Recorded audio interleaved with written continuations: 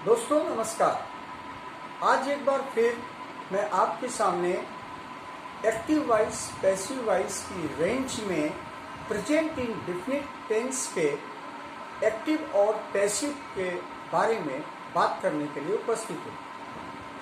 कई लोगों ने मुझे पर्सनल मेरे व्हाट्सएप पर मैसेज किया कि मैं वर्ब का करेक्शन डिक्टेट करूं, लेकिन जब तक ये टॉपिक कंप्लीट नहीं होता तब तक मैं किसी अन्य टॉपिक के बारे में बात करना नहीं चाहता।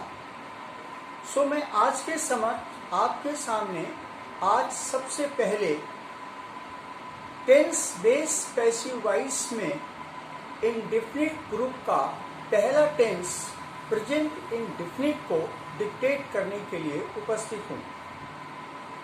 प्रेजेंट इंडेफिनिट टेंस की क्या आइडेंटिटी होगी, किसी भी सेंटेंस में कैसे हम आइडेंटिफाई करेंगे कि ये सेंटेंस प्रेजेंट इंडेफिनिट का है, और कैसे उस प्रेजेंट इंडेफिनिट टेंस का पैसिव वॉइस बनाएंगे, ये बात हम लोग देखेंगे। ये जान लेना बेहद ज़रूरी है। तो इसके लिए मुझे अपने क्लासरूम में चलना होगा और वहाँ पर आपको ये समझाना होगा कि क्या आइडेंटिटी है प्रेजेंट इंडेफिनिट टेंस की और क्या क्या रिक्वायरमेंट होती है पैसिव वॉइस को बनाने में और कैसे बनाते हैं। तो आओ चलते हैं क्लासरूम और दिखाते हैं आपको प्रेजेंट इंडेफिनिट टेंस के एक्टिव वॉइस और पैसिव वॉइस का बॉडी स्ट्रक्चर, साथ में एग्जाम्पल्स। तो दोस्तों आज एक नए अंदाज में हम आपको प्रेजेंट इंडेफिनिट टेंस के पैसिव वॉइस के बारे में बात करने जा रहे हैं। आपसे विनम्र निवेदन है कि आप सभी अपने कॉपी और पेन को निकाल कर बैठ जाएं और जिस तरीके से मैं आपको बताने जा रहा हूँ उसको आप अपने अकॉर्डिंग अपनी कॉपी पर एक एक करके नोट करें, वो आपको ज़्यादा अच्छी तरह समझ आएगा।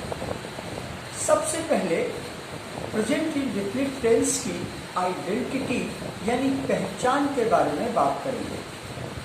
यदि किसी भी सेंटेंस में वर्ब की फर्स्ट फॉर्म में एस या ईएस लगा हुआ है तो वह प्रेजेंट इंडेफिनिट टेंस का सेंटेंस है, या केवल वर्ब की फर्स्ट फॉर्म है उसमें एस या ईएस नहीं लगा है तो भी वो प्रेजेंट इंडेफिनिट टेंस का सेंटेंस माना जाएगा।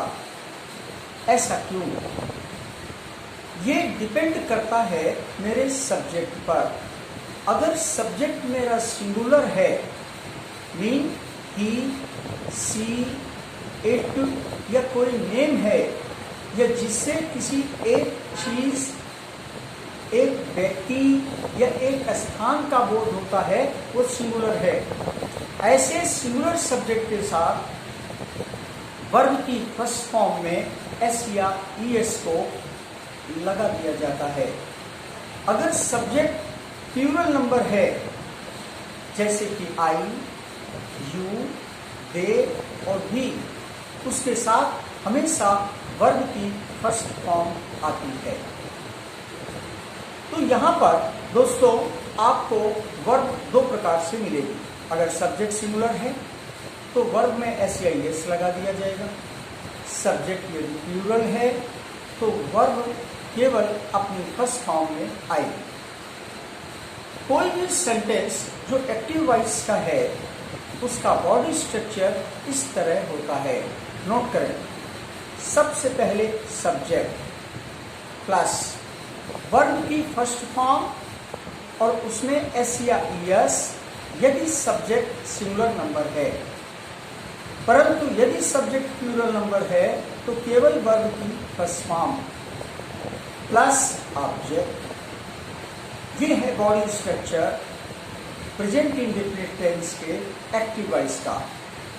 एक बार फिर से मैं रिपीट करता हूं, सब्जेक्ट प्लस वर्ब की फर्स्ट फॉर्म और उसमें एस या ईएस अथवा केवल वर्ब की फर्स्ट फॉर्म प्लस ऑब्जेक्ट। अब दोस्तों अगर इसका पैसिवाइज बनाना है तो उसका अपना एक फॉर्मेशन होता है, नोट करें। सबसे पहले ऑब्जेक्ट आपको लाना है, ऑब्जेक्ट के बाद प्लस करके आगे हेल्पिंग वर्ब लगानी है, जो 3 हैं, इज, एम, आर। इज का प्रयोग तब किया जाएगा जब ऑब्जेक्ट सिंगुलर नंबर होगा। आर का प्रयोग तब होता है जब ऑब्जेक्ट मेरा प्लूरल नंबर होगा। अगर ऑब्जेक्ट आई है तो वहां पर हम एम का इस्तेमाल करेंगे। इसके बाद मेन वर्ब की थर्ड फॉर्म को लाएंगे,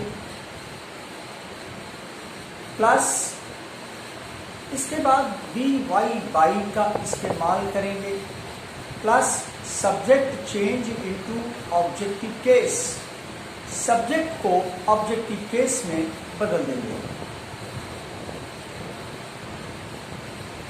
अब जरा ध्यान से सुना, क्या सब्जेक्ट होगा तो उसका ऑब्जेक्टिव केस क्या लाया जाएगा।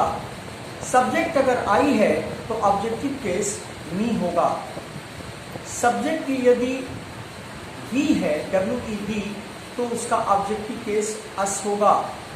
सब्जेक्ट यदि यू है तो उसका ऑब्जेक्टिव केस यू ही रहेगा। सब्जेक्ट यदि ही है तो उसका ऑब्जेक्टिव केस हिम होगा। सब्जेक्ट यदि सी है तो उसका ऑब्जेक्टिव केस हर होगा। सब्जेक्ट यदि दे है तो ऑब्जेक्टिव केस देम होगा। और सब्जेक्ट यदि कोई नाम है तो वही उसका ऑब्जेक्टिव केस होगा। अब एक एग्जांपल देखना, हरी राइट्स अ लेटर। हरी का कोई एक नेम है, ये सिंगुलर है, इसलिए यहां वर्ब में एस लगा दी गई, राइट्स ऑब्जेक्ट लिख दिया गया ए लेटर। अब इसका पैसिवाइज बनाया जाएगा तो पहले ऑब्जेक्ट को लाएंगे, अ लेटर वो सबसे पहले आ जाएगा। अ लेटर सिंगुलर है इसलिए इज नाम की हेल्पिंग वर्ब आएगी। राइट नामक मेन वर्ब की थर्ड फॉर्म लगाई जाएगी, रिटर्न। फिर उसके बाद लाया जाएगा बाई, और सब्जेक्ट हरी है उसका ऑब्जेक्टिव केस हो जाएगा हरी। एक एग्जांपल और, यू प्ले दिस गेम। तो यहां सब्जेक्ट यू है, ये प्लूरल है, इसलिए वर्ब लाई गई प्ले, अपने फर्स्ट फॉर्म में केवल आ गई, इसमें एस या एस नहीं लगा, और ऑब्जेक्ट आ गया दिस गेम।